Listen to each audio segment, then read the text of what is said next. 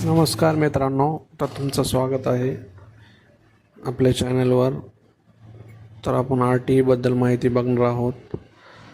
RTE प्रवेश प्रक्रियेची 1 किलोमीटरची अट रद्द करण्यात आली आहे.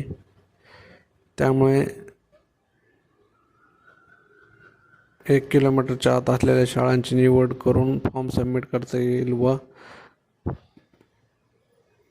1 ते 3 किलोमीटर तसेच 3 किलोमीटरपेक्षा अधिक अंतरावरील शाळा उपलब्ध झाल्या आहेत.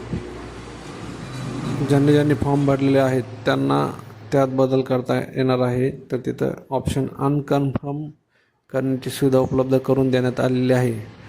तरी पालकांनी अनकन्फर्म करून नवीन शाळा अपडेट करू शकता व त्यांना हवा त्या शाळेचे बदल करण्यात संधी दिलेली आहे.